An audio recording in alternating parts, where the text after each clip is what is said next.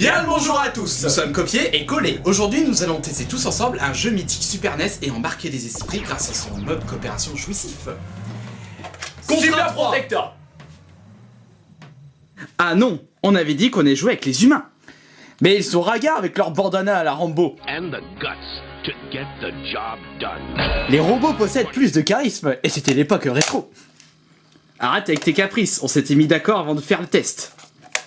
Oh, mais ça va être lourd. Mais non. C'est une manette de GameCube, tu t'as. Oh, sacre bleu. T'as pas une autre manette Super Nintendo? Tiens, j'en avais une là-dedans. Thank you. Ah, Boulet, comment tu vas faire fonctionner le jeu puisque c'est une version US? Morbleu, j'avais oublié ce détail. Ce serait d'ailleurs l'occasion de parler de ce détail auprès des spectateurs. Très bonne idée. Dans le monde du jeu vidéo, les consoles ainsi que les jeux en général sont zonés en fonction du pays où ils sont vendus. Ah, ta manette elle est pourrie. Dans le cas de la Super Nintendo, il existe 3 zones. Zone 1 pour le Japon, zone 2 pour les États-Unis et zone 3 pour l'Europe.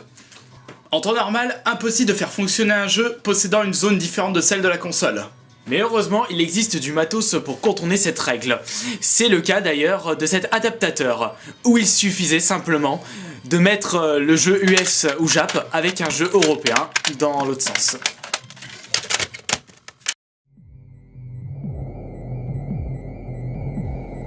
Les intros de ce genre de jeu sont d'une banalité sans précédent. Monstres, destruction de la Terre, bottage de derrière d'aliens, et j'en passe.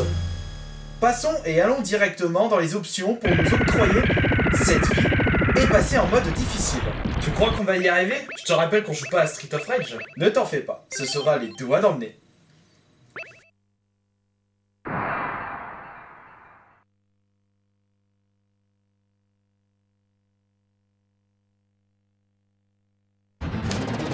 Alors, nous avons un bouton pour tirer, un autre pour sauter, classique, un autre pour enclencher des bombes, et un dernier pour changer d'arme. Rappelons que dans ce jeu, tout est mortel. Les ennemis, les balles, le vide, le décor, une erreur et vous perdez tout de suite une vie, ainsi que l'arme que vous portez à ce moment-là.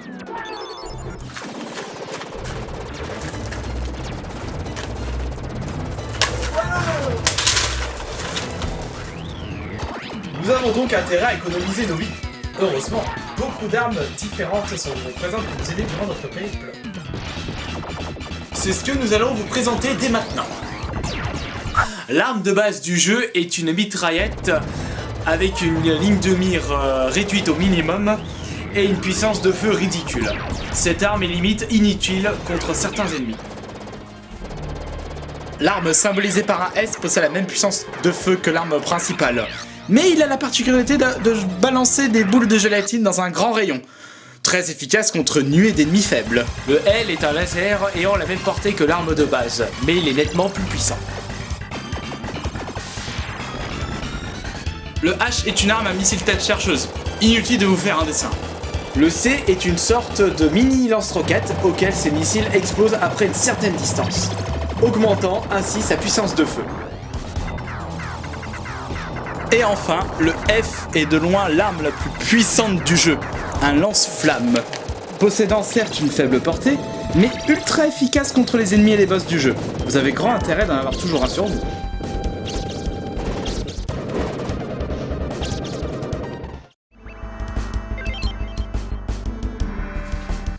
Ah tiens, ça on n'en a pas encore parlé.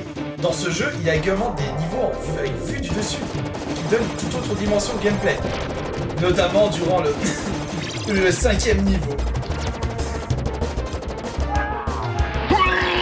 Bon, sabre de bois, tu m'aides ou je peux pas tuer le boss tout seul, Johan?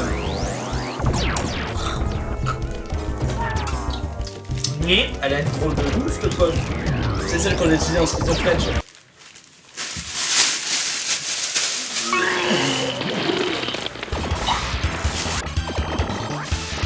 Un autre truc plaisant dans ce jeu est l'originalité des ennemis en général.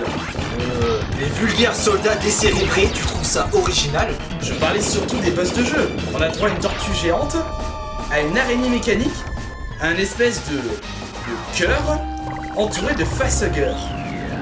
Tiens, regarde, encore un boss jumeau.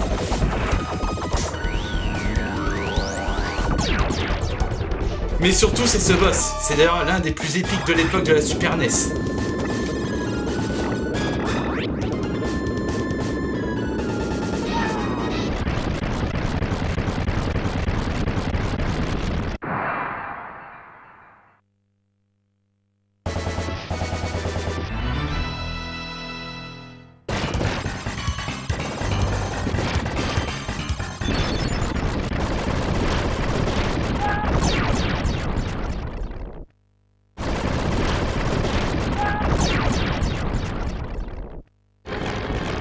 Et voilà, nous avons enfin battu cette espèce de dragon mécanique. Passons à la suite.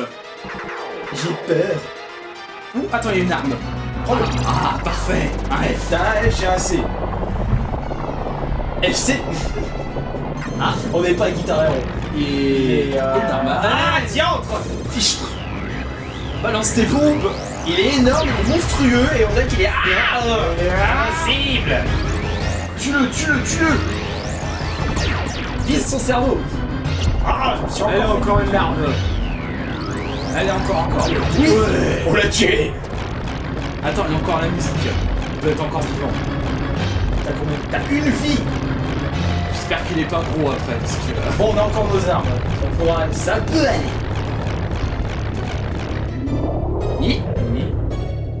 Un cerveau.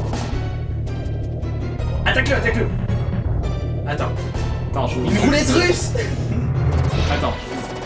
Ça veut dire quoi, ça? Bon bah, tue-le, allez, en attendant.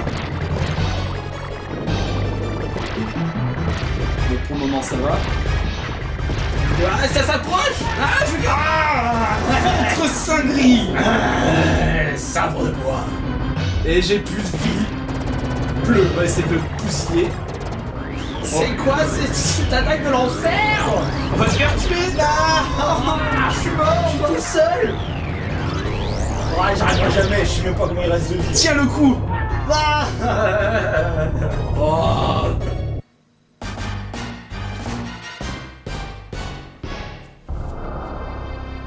Diantre. Donc voilà, nous n'avons pas pu battre le boss de fin de ce jeu. Mais ce n'est que partie remise, souvenez-vous, on ne devait pas fort aux jeux vidéo du jour au lendemain, même pour les joueurs les plus rétros d'entre nous. Et c'est ainsi que ce 3e épisode s'achève. N'hésitez pas à vous abonner à notre chaîne YouTube pour être prévenu des prochaines vidéos. Et nous vous remercions d'avance pour votre soutien. N'empêche que c'est ta faute si on s'est fait laminer par ce cerveau acieux. Oh, t'es gavant toi. Tiens, regarde. On va se faire ce jeu en difficile. Tu vas m'en dire de tes nouvelles. Hein? Avec tes deux mains gauches, ça m'étonnerait.